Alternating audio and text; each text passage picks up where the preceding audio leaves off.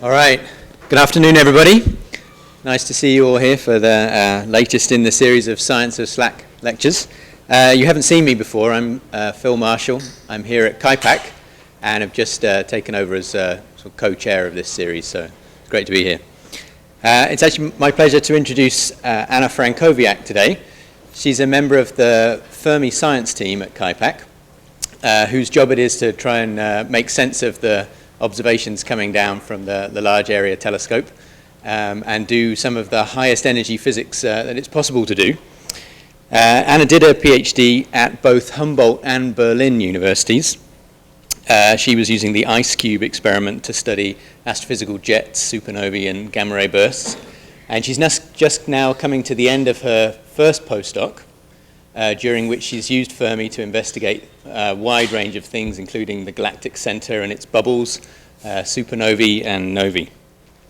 So we'll be very sorry to see her go next week, she tells me, but we're also very lucky to have this opportunity to learn a lot more about the universe as seen by Fermi today. So let's welcome Anna. Thank you.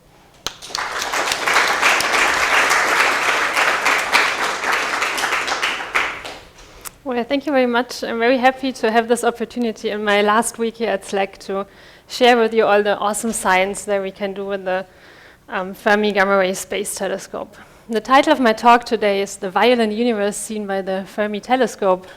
And first I want to explain you what gamma rays are and then why we have to go to space to be able to detect them, and then what we can actually learn about the violent universe by looking at gamma rays. And some of you are thinking about gamma rays. You probably know they have very high energies. They might be dangerous. Some of you maybe remember the charming Dr. Bruce Banner, who was a scientist himself, and in his lab he was exposed to a large dose of gamma rays, and that made him become the Incredible Hulk. Unfortunately, I don't know anything about gamma rays causing superpowers, but don't make me mad. As I already said, gamma rays have very high energies. They're actually the highest energy form of light. And this shows you the electromagnetic spectrum, or the light spectrum, if you want. So as a function of energy down here, and we measure energy in electron volts. For those of you who are not familiar with electron volts, 1 electron volt is the energy that you gain when you move a single electron through the electric potential difference of 1 volt. That's 1 electron volt. If we talk about light, most of you are probably familiar with the visible light. And visible light lies around 1 or a few electron volts. But then if we go to lower energies, we come to the infrared regime. Infrared emission is, for example, emitted by us in form of heat, but we can't see it with our eyes. If we go even to lower energies, we have microwaves. You all know them from the microwave oven in your kitchen. And at even lower energies, we have radio waves. If we go in the other direction, starting from the visible light, we have ultraviolet. Again, we can't see it with our eyes, but we know it has high energies. It's dangerous. It can cause sunburn. If we go to even higher energies, we have X-rays. Then you know from your doctor's office, and also LCLS here at SLAC is operating in X-rays. If we go to even higher energies, then we eventually arrive at gamma-ray energies.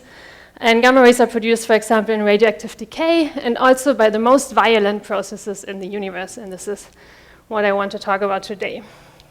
And again, if we compare the energy of visible light, around 1 electron volt, and the typical gamma-ray energies of 1 giga-electron volt, the factor between those two is 1 billion. And comparing those two is similar to comparing the energy that's released by a light bulb in 1 hour and a small nuclear explosion. So there's a huge difference in energy. Fortunately, the atmosphere is protecting us from those high-energy gamma rays, so they don't harm us.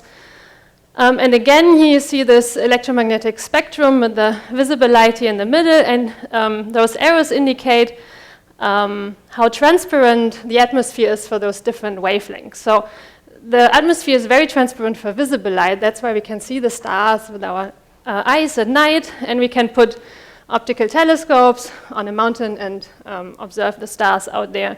The same is true for radio emission. Radio emission is going through the atmosphere and can be detected on the ground. However, if we go to higher energies, the atmosphere is opaque, so we can't we can't detect gamma rays on the ground. We need to go to space if we want to do this. We need a satellite to be able to measure gamma rays. And that's why the Gamma-ray Large Area Space Telescope, called GLAST, was built. And the concept was developed here at SLAC, first starting with Bill Atwood, who developed the concept for GLAST, and then he teamed up with Peter Michelson and Elliot Bloom, and they managed to finally build this instrument. And here you see some pictures taken at SLAC where the instrument is assembled in the clean room, and here how it finally left SLAC in 2006. And from there it actually went on to some environmental tests in Washington, D.C., and finally it was shipped to Florida, where the rocket was launched. Today we still have the Instrument Science Operations Center here at SLAC, the ISOC. From there, the telescope is operated, the flight software is developed there, the data is processed there, and 13 gigabyte of raw data every day are processed there. The data is distributed from there, and also the analysis tools to analyze the data are developed there. And here I have a little map of SLAC, and you see where the different things happened. So the clean room where the instrument was assembled was here in building 33, and engineering and management was in building 28. The Instrument Science Operations Center is now located in building 84, and most of the computers who do the processing of the data are in building 50. And finally, most of the data analysis and writing the papers is done in this building, where most of the Fermi people sit today. So after the instrument left SLAC, it was finally brought to Florida, where it was put in the rocket and then was launched there in 2008. And this is a little video 10, of the launch. 9, 8. So this is a Delta II rocket. 6, 5, 4, 3. Engine start. 1, 0, and liftoff of the Delta rocket carrying GLAST, a gamma-ray telescope searching for unseen physics in the stars of the galaxies. So fortunately, it was a successful launch of the rocket, and at the same time, there was a party going on at the beach watching the launch, and maybe you recognize some faces here. And it is tradition of NASA to rename their instruments once they have successfully launched. And in the case of GLAST, they were trying to find a new name, and they also asked the public to make suggestions for names, and then they could vote on those names. And the winner was the Satellite of Love. It's also my personal favorite. And it was followed by Hulk here in San Francisco, and very angry. However, NASA thought those are not appropriate names for a gamma-ray space telescope, and they actually changed it to Fermi after the Italian physicist Enrico Fermi, who did some important work about particle acceleration that's also relevant for gamma rays. So it's a good name in the end. Here you see an artist impression of the instrument. Most of you probably have seen it. Upstairs in this building, there's a model of the instrument, which is half the size of the original one. So the original one has a size of 6 feet, and it's flying in orbit 340 miles above the ground. It's pretty fast. It has a speed of 5 miles per second. You see it has this big solar panels to feed the energy consumption, which is about 1,500 watt. That's comparable to a hairdryer. And its weight is comparable to that of a small car. So how does Fermi actually work? How do we detect the gamma rays? Fermi actually has 2 instruments. The Large Area Telescope is the main instrument, and I will focus on this one. The other one is a gamma ray burst monitor. But let's look at this, the Large Area Telescope, the LAT. So it's the box on top here, and if we zoom in, it looks like this. So the whole thing is covered with the so-called ACD, the anti-coincident detector, which we use to distinguish gamma rays from charged particles, mainly protons that also hit the detector, but we want to look for gamma rays and not for those charged particles. They're actually It's energy dependent, but it's around 1,000 times more of those charged particles hitting the detector. So this ACD is very important to get rid of this large background. So the gamma ray would pass, and it would not leave a signal in this anti-coincident detector because it's not a charged particle, and then it's going through this layers of detector material. So there's so-called conversion foils that are thin foils of a very thick material of tungsten. And there's a certain probability that the gamma ray will do a pair creation. And here you see a zoomed in version. The gamma ray comes in, hits this conversion foil, and in some cases it would do a pair creation and create a pair of electrons and positrons. And now those electrons and positrons continue to travel through the detector, and when they hit these other layers of the tracking detector, those are silicon strips, they actually leave a signal there that we can use then to reconstruct the direction of the gamma ray. Eventually, the electron-positron pair they leave the tracking detector and they hit the calorimeter and deposit most of their energy there in form of a shower, and that allows us to measure the energy of the incoming gamma ray. And if you thought that was too complicated, I have a little animation here. You see the instrument now. You see gamma ray coming in. Gamma rays are always pink in NASA animations. So here's the gamma ray. Eventually it does the pair creation, and now the electron-positron pair go through the layers of silicon strips and would leave a signal there. And then from those signals of the electron-positron pair, we can go back and reconstruct the direction of the original gamma ray. To do this, we only have those hits in the silicon strip detector, and we need sophisticated algorithms to use those hits and then reconstruct back to where the gamma ray actually came from. And after the satellite was flying for a few years, we actually learned a lot about the satellite and some backgrounds that weren't considered previously. And a team of people worked on this for several years, trying to improve those sophisticated algorithms to reconstruct the direction and also the energy of the gamma ray. And we call those set of algorithms PAS-8. And after 6 years of data taking, we actually went back to reprocess all the data with this novel improved algorithms. And this actually allowed us to significantly increase the sensitivity, the energy, and the angular resolution. That means we can now measure the energy more accurately, and also the direction where the gamma ray comes from, we can measure this more accurately. And this increase in sensitivity was so large that it's basically the same as if we had flown 2 instruments for those 6 years, because we increased the sensitivity by just reprocessing all the archival data that we already had. So PAS-8 is really great, and it allows us to do more great science because it's like having a bigger instrument. So developing PAS-8 was a lot of work. Also running the experiment and analyzing the data is a lot of work, and there's actually a lot of people involved. The Fermi Large Area Telescope collaboration has 400 scientists as members in 90 different institutes in 12 different countries all over the world. And this is a picture taken here at SLAC at one of our collaboration meetings. However, the data is actually publicly available on the NASA web pages, so everyone can go download the data, and you even get some tools with the data that allow you to analyze the data. And a lot of people that are not member of the collaboration can also go and analyze the data, so there's actually much more people looking at the data. So why are all those people interested in gamma rays? What's so interesting in gamma rays? So first of all, every time you look at a different wavelength, you actually open a new window to the universe. You will learn something new if you look at the different wavelengths. To understand this, I show you the sky here in optical light. So that's the sky that you would see if you just go out and look at the sky. And this is a projection here in galactic coordinates. And to understand how that works, this is a little artist impression of our Milky Way. It's a spiral galaxy, and the solar system is somewhere here in one of the spiral arms.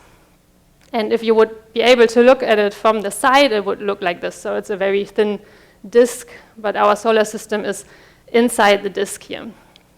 So if you now go and at night look at all different positions in the sky, you would take a picture, you repeat the same on the other hemisphere, you can basically put them all together and you have a sphere of pictures. If you now cut open the sphere and project it onto a flat plane, then this is what you get. So you see the plane of the Milky Way here, and this is the center of the Milky Way. But this projection actually shows you the whole sky in just one image. So what you see here is mostly stars. So you see all the stars of the Milky Way.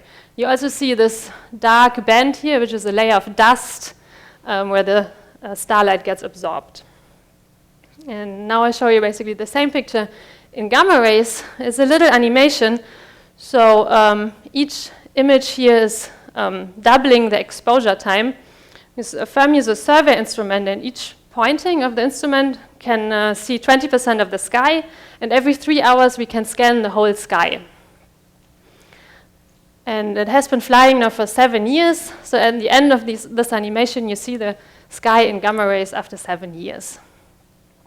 And you also see some sources here, but those are not stars. In the optical you see the stars, but those are actually distant galaxies that you can see in gamma rays. And also you don't see this dark band of dust here, because the gamma rays can actually go through everything, because they have so high energies. And this diffuse glow that you can see here coming from the plane of the Milky Way is actually caused by cosmic rays. Cosmic rays interacting with gas and light in the Milky Way. And for those of you who are not familiar with cosmic rays are actually bombarding the Earth from all directions all the time, and they were first discovered by Victor Hess more than 100 years ago in his famous balloon experiment. So he was measuring the radiation as a function of altitude when he was going up with the balloon, and he expected that it would drop, because he thought it would mainly come from natural radioactivity in the crust of the Earth. But while he was going up, it first dropped, but eventually it actually turned around, so the radiation increased. And this is because we're hit by those cosmic rays that can eventually penetrate the atmosphere if you come high enough. And today, more than 100 years later, we still don't know where those cosmic rays come from. This is because the cosmic rays are charged particles, mainly protons, and they're produced in some sources somewhere in the universe, but on their way to us on Earth, they get deflected by magnetic fields in the universe. So the Earth has a magnetic field, also the Sun, our galaxy has a magnetic field. So once we measure those cosmic rays on the Earth, they don't point back anymore to their direction. However, photons, or the high energy gamma rays, that would be produced in the same processes as the cosmic rays. They actually don't have a charge, so they're not deflected by magnetic fields, and they can reach us, so they can help us to point back to the cosmic ray sources and learn something about those cosmic rays. They're very interesting because they reach really, really high energies. The highest energy cosmic rays that we found here on Earth, they have energies so high that one particle has the energy of a baseball hit for a home run. You might not be very impressed by this, because the baseball maybe travels at 100 miles per hour. Doesn't seem so much. But then if you consider that the baseball contains billions of protons, and now you have all this energy just in one single particle, this is actually a lot of energy. And those protons actually travel at almost the speed of light. You might be familiar with particle accelerators. The most powerful one we have on Earth is the Large Hadron Collider at CERN. But in the universe, we have much more powerful particle accelerators, and show some examples here. And I will talk about those sources more during my talk. I want to present you two different processes that produce gamma rays, and all of them are connected to cosmic rays. And that's why we can use gamma rays to trace back those particle acceleration regions in the universe. So the first one is so-called inverse Compton scattering, and it happens when you have a high-energy electron, a charged particle, and it's hitting a low-energy photon, for example, produced in starlight. And it would give some of its energy to this low-energy photon, basically upscatter this photon to high energies, to gamma-ray energies.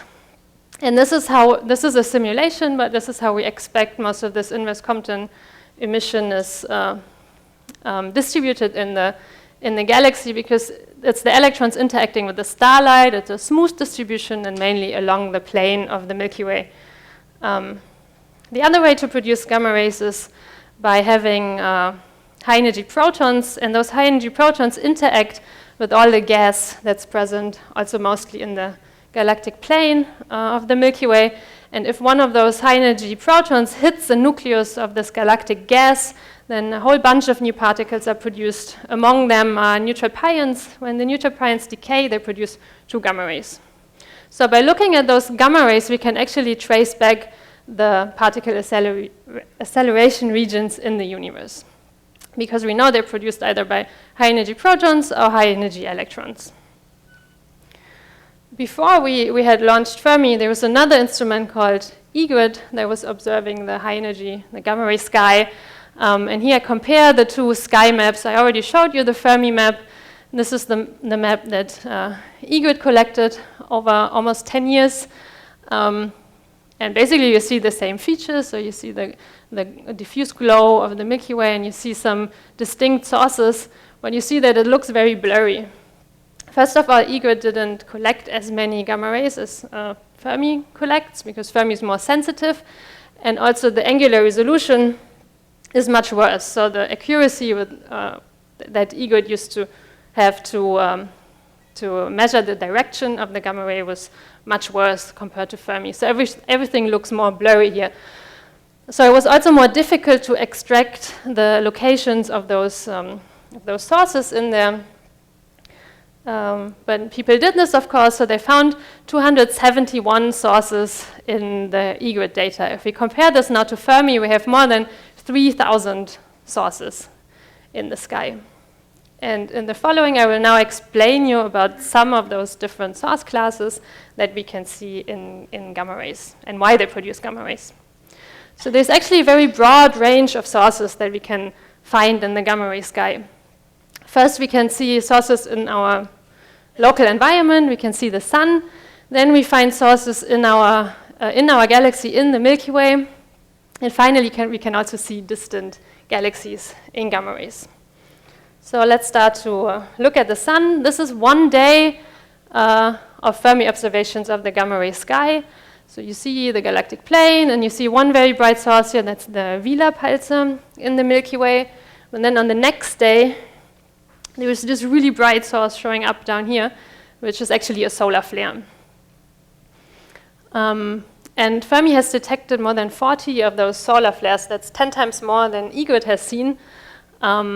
And this large sample allowed us to understand much better how particle acceleration at this high energies is working in the sun, and we can also pinpoint down where this acceleration happens in the solar flare. Now you could ask the question, what about distant stars, like a sun far away from us? Could we see flares from such a star with the Fermi telescope? And the answer is no, because it would just be too faint, because it would be too far away.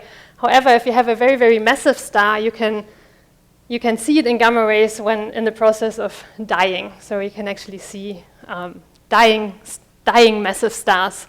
And a star 10 times more heavy than our sun would die as a supernova. That's actually a very spectacular death of a star. So this is a galaxy, a spiral galaxy in visible light.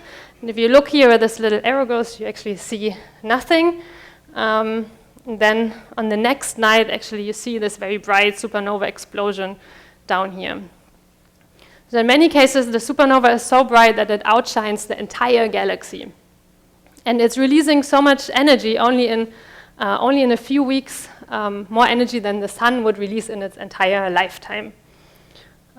So how does that actually work? Some more details about such a supernova explosion.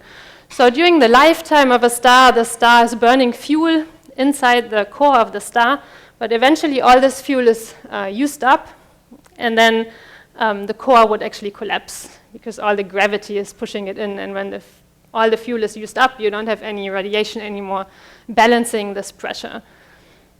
So the core implodes, and it's compressed so much that you actually have an object at nuclear density, a so-called neutron star, and then eventually the infalling material bounces back from this very dense neutron star and is causing the whole star to explode. So the shell is expelled, and that's causing the supernova explosion that you see very bright in optical. But it's not done with the supernova explosion. Actually, over 100 to 1,000 of years, this shell is continuing to expand, and it's actually sweeping up the material around the star.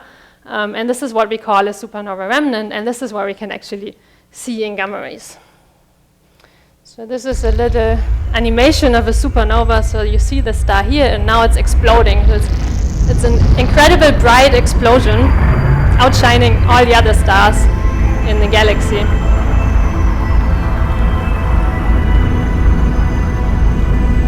And then what's left over in the end is this supernova remnant. That's the shell expanding over many hundred thousands of years. And the example you've seen here is the so-called Crab Nebula. So here's an image of it again. It has an extension of 12 light years, and it's still expanding with 900 miles per second. And here in the middle, you actually see the very bright pulsar. And while this shell is expanding and sweeping up the surrounding material, there's shock waves produced in this shell, and those shock waves actually host the optimal environment for particle acceleration. So we believe that those supernova remnants are very powerful particle accelerators, 100 times more powerful than the Large Hadron Collider at CERN. So they can accelerate particles to 100 times larger energies.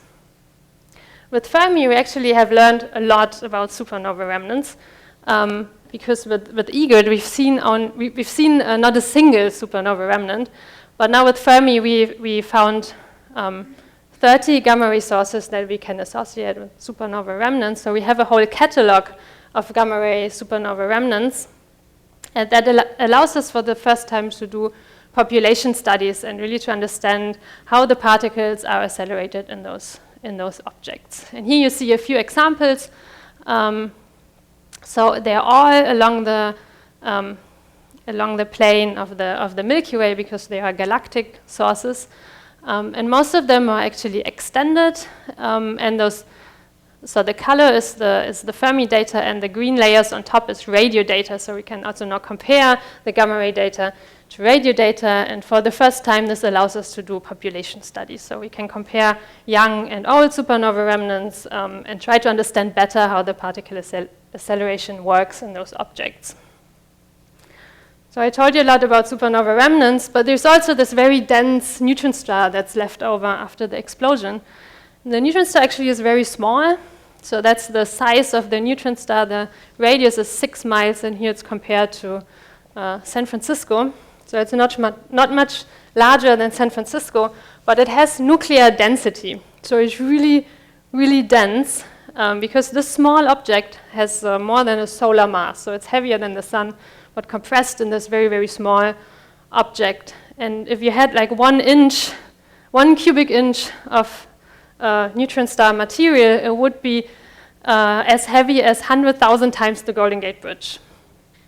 So it's very, very dense because it's nuclear density. In most of the cases, these neutron stars are also rotating very fast, because if you imagine this big star that exploded in the supernova explosion, or first it imploded, exploded, usually the star is rotating slowly, but this angular momentum is conserved, and if you now compress it in this small compact object, you will have a very fast rotation. So usually the period of those pulsars is seconds down to milliseconds. So they spin very fast, and they also have really, really strong magnetic fields. So they're actually among the strongest magnets in the universe. And along those magnetic field lines, particles can be accelerated, and there's a beam of radio emission coming out along the axis of the magnetic field. However, the magnetic field doesn't have to be aligned with the rotation axis of the pulsar, and that's why you get the so-called lighthouse effect. If you would now be down here as an observer, and this thing is rapidly spinning, then sometimes this beam would hit you, and sometimes it wouldn't, so you would see a pulsation, actually. And we had already seen this with EGRET, but only for 7 pulsars. And this is the Crab pulsar, so the one that belongs to the supernova remnant I showed you before. That's probably the most famous pulsar. And here you see the pulsation in different wavelengths, radio, optical, X-ray, and gamma rays. And the period is 33 milliseconds in this case. And what you see here is the time in fractions of a pulse period. So the thing would do this pulsation, and if you now add up all the single periods, this is what you would see. So this one in gamma rays would do this make this two peaks, and it behaves similar in other wavelengths. However, if we look at the 6 other ones that EGRET has found, they actually look very different. Some of them have those peaks, they're off phase. Some of them you see in gamma rays, but you don't see them in other wavelengths. So this one you see it in gamma rays, you don't see anything in radio. And people were really confused how this emission actually worked. Now with Fermi, things actually are much better, because now we have 160 gamma ray pulses detected. Here you see their distribution in the sky. Now we can distribute them in different classes. There is the millisecond gamma ray pulses that spin really, really fast. And then we have those that show radio emission, the radio loud gamma ray pulses, and those who don't have radio emission. And this huge sample of gamma ray pulses helped a lot to try to understand how the emission process actually works. And this is another small animation that shows the neutron star here. Those lines indicate the magnetic field lines. And in this case, the radio emission is produced along the axis of the magnetic field. However, the gamma rays here, shown in pink again, are produced in different regions. And now you can imagine, if you're an observer from this side, you would never see the radio emission, but you see the gamma ray emission. So having this huge sample of gamma ray pulses detected by Fermi helped a lot to develop more refined models of how the emission process works in those pulsars. All those 160 pulses I've shown you, they're all detected in the Milky Way, so they're galactic sources. However, we found a single one, in another galaxy, and this is an artist impression. You see the Milky Way here, and you have 2 satellite galaxies. Those are the small and the large Magellanic Cloud. And this one pulsar we have found is actually in the large Magellanic Cloud. And here you see the pulsation, and it looks similar to the Crab pulsar, so the gamma ray pulsation aligns nicely with X-ray, optical, and radio pulsation. And the detection of this pulsation was we could only do this because we had this great new PAS8 data set with increased sensitivity. So most of the pulsars, well, all except this one, and all the supernova remnants that we have seen, they're all located in the Milky Way, in our galaxy. However, there's also extragalactic gamma ray sources. The first class of extragalactic gamma ray sources I want to talk about are gamma ray bursts. Gamma ray bursts were first detected in the 70s, after in the 60s, the US and the Russians, they signed a treaty that they wouldn't test any nuclear bombs in the atmosphere. I guess the Americans didn't really trust the Russians, so they sent a bunch of spy satellites in orbit to monitor the atmosphere for those for nuclear explosions, and what they would see would be a small burst of gamma rays if such a bomb would go off in the atmosphere. However, what they found a lot of those short bursts of gamma rays, just a few seconds long, when they quickly figured out that they would actually not come from Earth, but they would come from the universe.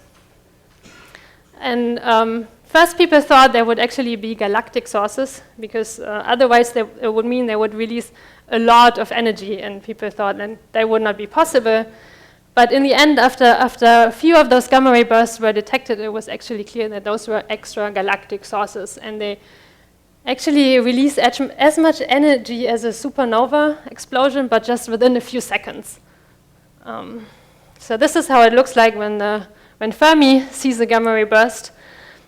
So all these dots here are actually photons that we measure, and they're at different energies. Blue are low energy photons, rather high energy photons. And this is actually 8 minutes of data compressed in a 6-second short animation here. And I will show it again now, so you can pay more attention now. Most of those photons you see are just background photons. But if you look carefully down here, you suddenly see an explosion down there. And Fermi has seen a lot of those gamma-ray bursts. Most of them are actually detected by the GBM, the second instrument on Fermi. It's the gamma-ray burst monitor that was built to find gamma-ray bursts. And it's sensitive to lower energy compared to the Large Area Telescope. It has seen more than 1,000 gamma-ray bursts, while only about 100 of those actually can be seen by the Large Area Telescope that's sensitive to higher energies. But it's very important to measure also this high energy tail, because it gives us an additional handle to understand the physical processes in those very energetic objects. And we believe that this is how a gamma ray is actually produced. So again, we have a collapsing massive star, but now it's much heavier than the one that's just producing a supernova I talked about before, but it's a similar process. The fuel is used up eventually, then the massive star is collapsing. Well, now it's not producing a neutron star because it's much, much heavier now, so it's collapsing into a black hole. And then the remaining material that's infalling is building such an accretion disk, slowly spinning around the black hole and infalling in there. And then a jet of material is expelled at almost the speed of light, perpendicular to this accretion disk. And we believe that those objects are responsible for so-called long gamma-ray bursts that last longer than 2 seconds, but we found also some gamma-ray bursts that last shorter than 2 seconds. And here we think there's actually a binary system of two very compact objects, 2 neutron stars, and they're slowly spinning inwards, and eventually they merge and also produce a black hole. And again, you have an accretion disk and a jet coming out. And I have a small animation of this. So you see those 2 neutron stars that spin around each other, and then getting closer and closer. Eventually they merge and produce a black hole. And then you see this jet coming out. And this is a very short jet, lasting less than 2 seconds. So here we talk about stellar-sized objects of few tens of solar masses. But you probably have heard about supermassive black holes that are much, much heavier. They reach masses up to billion of solar masses. And this is a picture I took from the movie Interstellar. You might have seen it. So you see the black hole in the middle, and there's an accretion disk building around it. And this accretion disk would be billions of degrees hot, so it's not a good idea to go anywhere close with your spacecraft. In some cases, there's also a relativistic jet, so a jet with almost speed of light coming out perpendicular to this accretion disk. But different from the gamma-ray burst, this can last a long time, where in the gamma-ray burst it's just a few seconds. Because you have this really, really massive black hole in the large accretion disk, the jet can be powered much, much longer. And we call this an active galactic nuclei. Because we know that all galaxies host a supermassive black hole in their center, and in some cases, an accretion disk is built and a jet is coming out, and then we call it an active galaxy. And we call it a blazar if this jet is pointing at us. So then we see the highest energy emission coming from it. And usually those objects are highly variable. So the emission is not constant, but it's varying a lot. And I have a little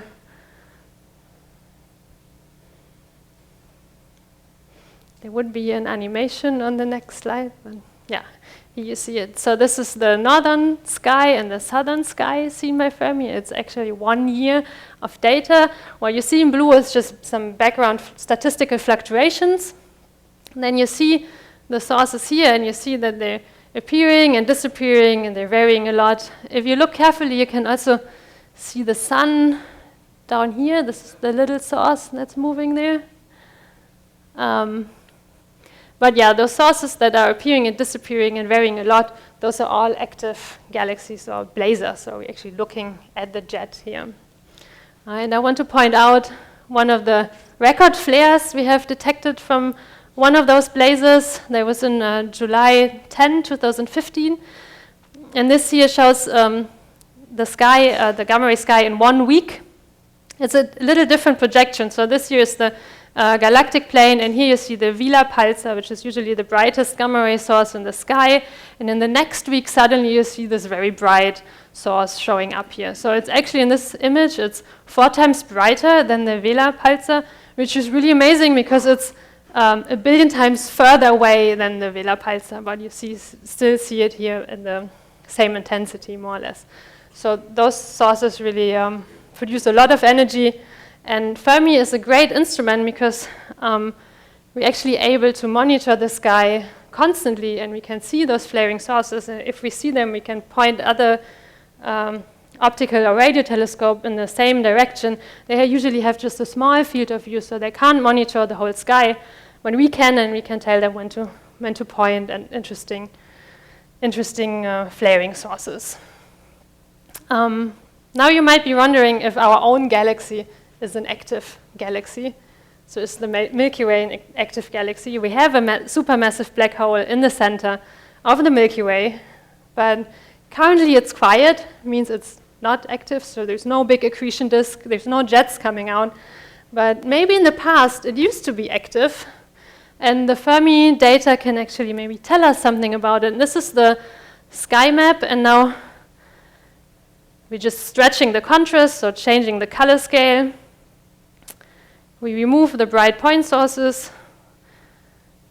We also subtract the galactic emission, the diffuse emission from the cosmic rays interacting with the gas. And we're stretching the contrast again, and then you see that there's those 2 big bubbles sticking out that we cannot explain with just the normal gas and cosmic rays interacting with the gas in the galaxy.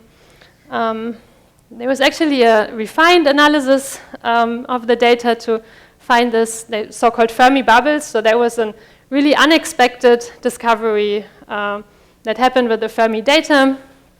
And in this analysis, we used more data, did a refined analysis, and you really see those bubbles sticking out very brightly.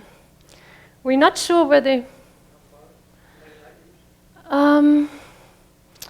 I have an artist impression that tells us how many light years it is. So it extends 50,000 light years. So this is an artist impression. You see the Milky Way here in the optical, and then you see the gamma ray bubbles in pink sticking out there. So one of the models explaining why we see this emission is that in the past, the black hole in the center of the Milky Way actually was active. So there was stuff falling in, forming an accretion disk, and there were jets coming out, accelerating and transporting particles through really large distances above the plane. So what we see here could actually be a remnant of the past activity of the black hole in the center of our Milky Way. There's 2 different possibilities. So it could be either inverse Compton emission, so accelerated electrons up there interacting with the light of the cosmic microwave backgrounds and upscattering this light to gamma ray energies. That's one idea. Or if it's filled with protons, not with electrons, and there could be pi-0 decay, so the protons interacting with the gas up there and producing pi-zeros that then decay to gamma ray. Yeah, we carefully studied the data, and those both possibilities are valid. We can't really distinguish between the 2 of them.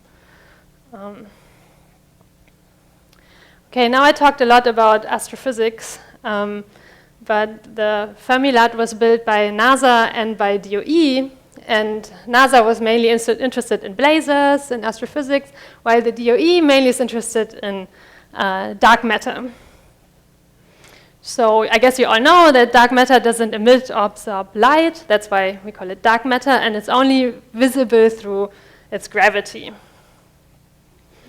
And it was first established by looking at rotation curves of stars in distant galaxies. And And by measuring the velocity of the stars as a function of the radius from the center of the galaxy, people found out that the stars far away were moving way too fast to be actually gravitationally bound to the galaxy if we would only consider the visible mass in there. So there has to be some additional mass that's holding those stars and binding them to the galaxy so they don't fly away. And the same was observed also in galaxy clusters. So some of the galaxies move too fast that they shouldn't be bound to the galaxy if we only consider the bright or the shining matter in there. But if there is some additional dark matter, it could be explained. So from those observations and also from considerations in cosmology, we know that of all the matter in the universe, 85% is dark and only 50% is actually ordinary matter. So what could this dark matter be? There's different models trying to explain what dark matter is. One would be maybe it's hidden, heavy, just normal objects, so very old stars that don't emit any light anymore.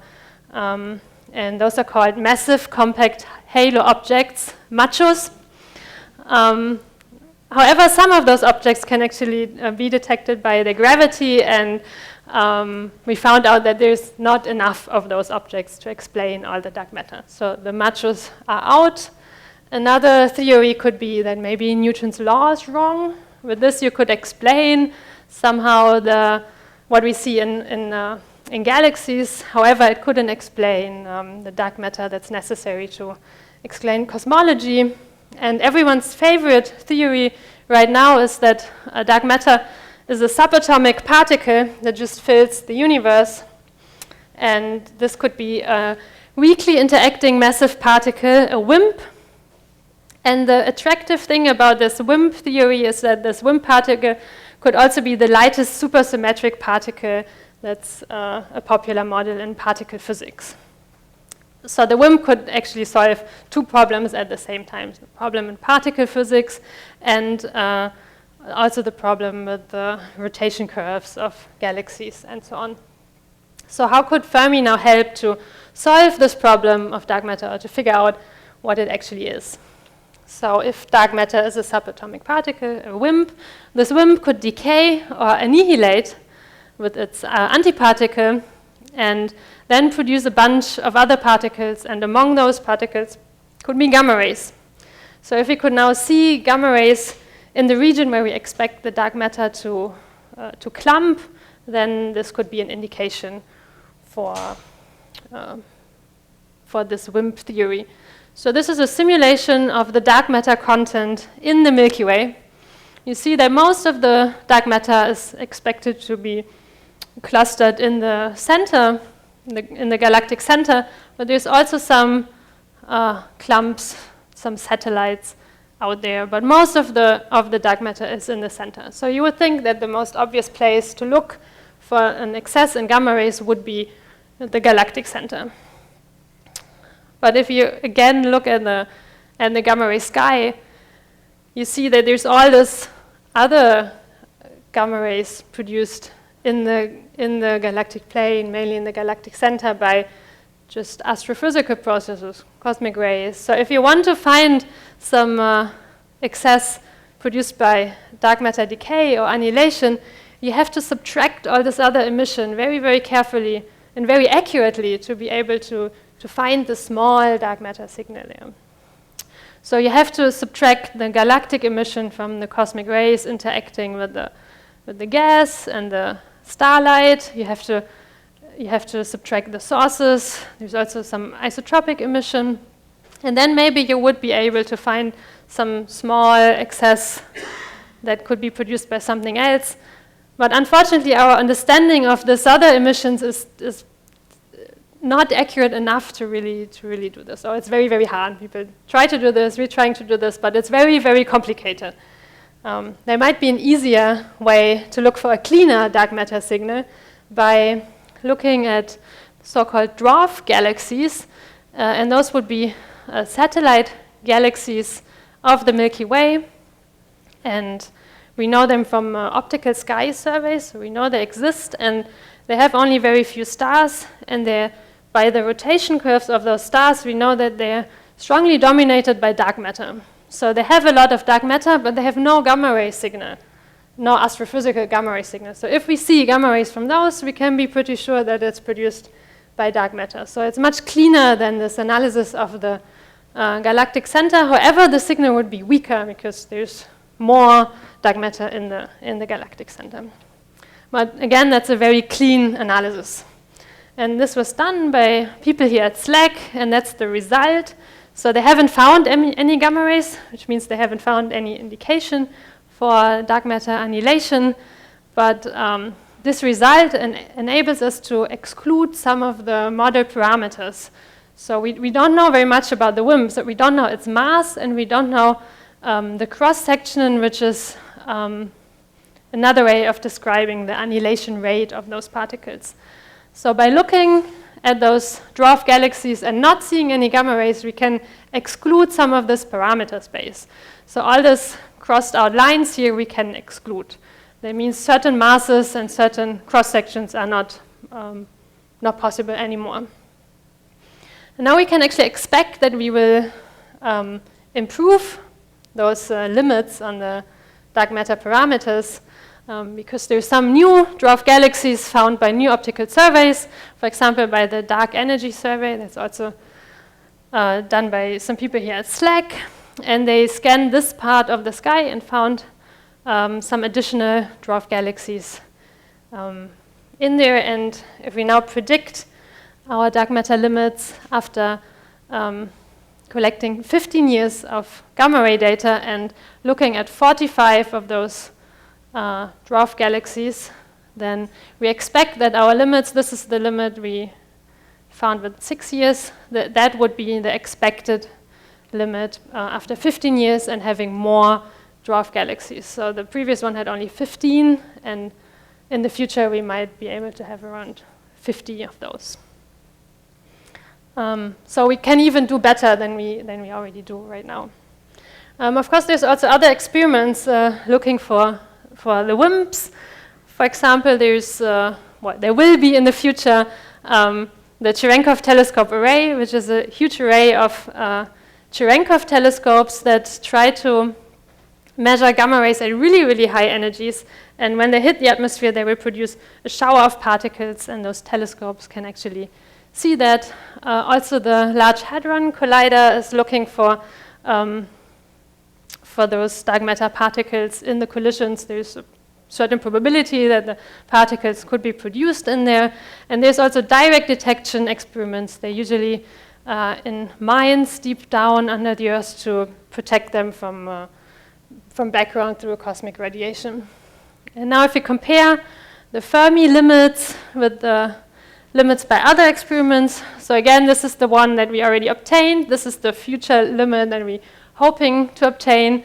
And here it's compared to a limit from the Large Hadron Collider, and CTA in the future could give very good limits at high dark matter masses. But it's very important to look at all those different channels, because even if we would find something in LHC, then we would probably want to have an indirect detection too to see where actually the dark matter is located in the universe to really prove this WIMP model. So there are probably exciting times in the future for dark matter. And so that brings me to my last slide. I hope I could convince you that there's a lot of really cool science we can do with Fermi, and it's ranging from looking at the sun in our neighborhood. We can see sources in the Milky Way. We have this unexpected discovery of the Fermi bubbles that might hint to some past activity of the black hole in the galactic center. And then we can see very bright galaxies far away by looking at those active galactic nuclei. And we can also try to find dark matter with gamma rays.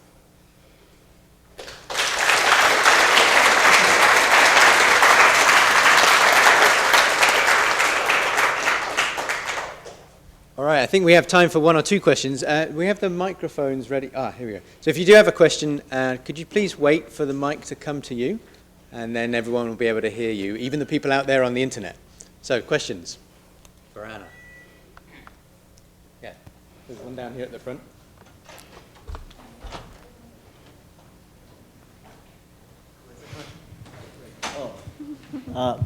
Could you explain again, excuse me, why the magnetic field in these bursts changes direction? Why is that? So to my understanding, it's just the magnetic field of the initial star, and it's just conserved when the star collapses, and it doesn't have to be aligned with the rotation axis of the star. I think it's not changing, but it's like rotating, and the rotation axis has an angle compared to the direction of the magnetic field line axis. So it's basically spinning with the star. Yeah.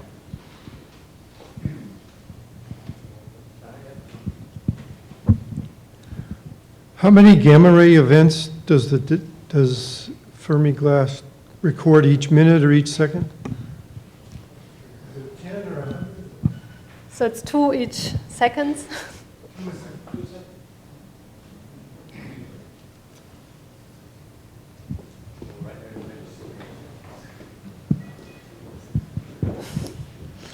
I have a question. How you actually determine the distance between your telescope and the particular gamma ray source? Because you said some of the galaxies, they are like far away or whatever. How you actually determine this distance?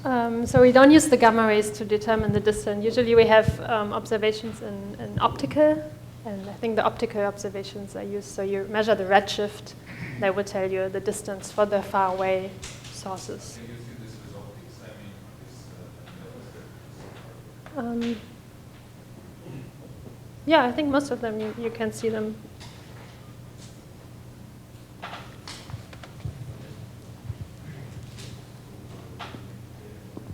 You said your new directional capability was more accurate. Could you tell us in degrees or milliradians or something what that accuracy is? So that's a function of energy.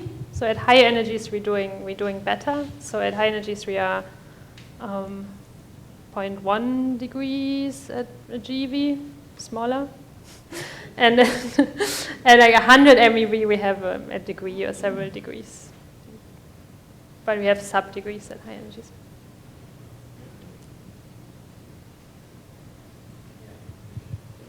Which is still bad compared to optical telescope. But for a gamma-ray telescope, it's pretty good. If we built a new one, would there be a lot of science to explore that we know about already? If we would build a new Fermi, so if we would just, there's some ideas of having a larger Fermi. I think that wouldn't help so much, but there's a lot of science we could do at lower energies where we didn't explore so much, so at around MeV energies, and there's some ideas to have a new instrument in that energy range. But they're all in the proposal stage right now. Just a quick question on the detector's been up there for a long time. Is there any sign of degradation yet or anything like that? So it has been up there for 7 years now, and it doesn't have any consumables, so it could in principle run longer. There's nothing broke so far. Yeah, so that's what I was wondering If NASA about. continues the funding, and it could Yeah, sure. run But, longer. okay. So initially I think they were aiming for 10 years, but every 2 years we're going through the senior review process with NASA, and if they keep on funding it, it could run longer. Excellent. I think it's a very durable telescope whose legacy will last a long time. I hope so. Okay, let's thank Hannah again.